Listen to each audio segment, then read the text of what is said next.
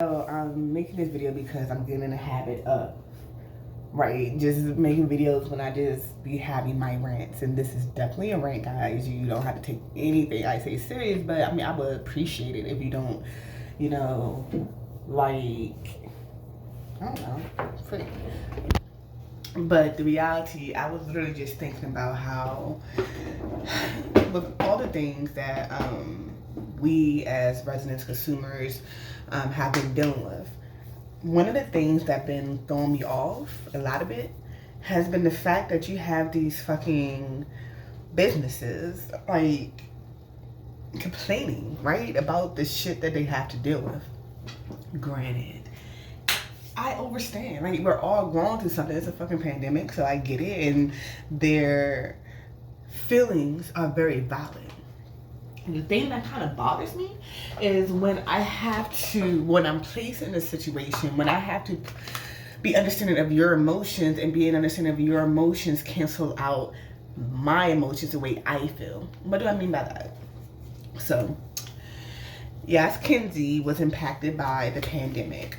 Yes, Kenzie is receiving unemployment twice during this unemployment. Well, I probably was more than twice, but it's just most recently, right, this year. I had a delay in my unemployment.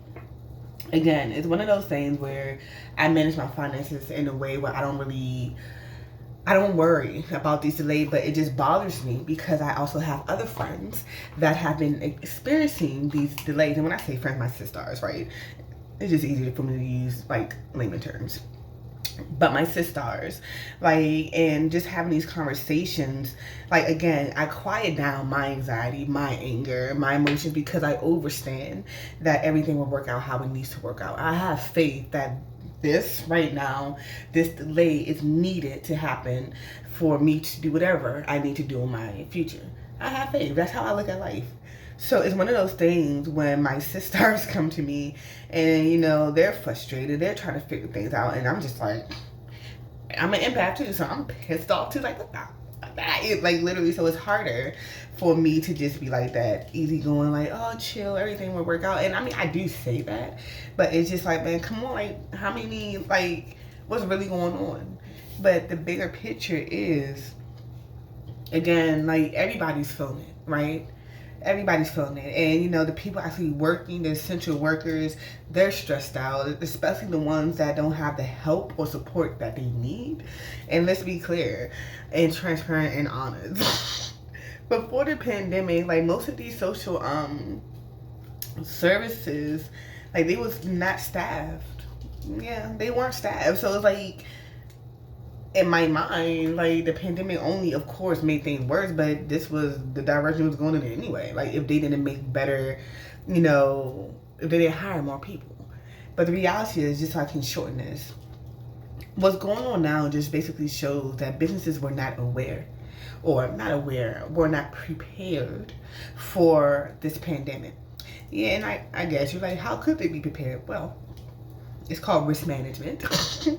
And, when I went to school, and I don't know everything, but that was one of the things that I learned in business and project management. You assess the risk that may come while you're operating this business now, right? Environmental factors, you can't really gauge that. And who knew we were going to be in the middle of a pandemic? However,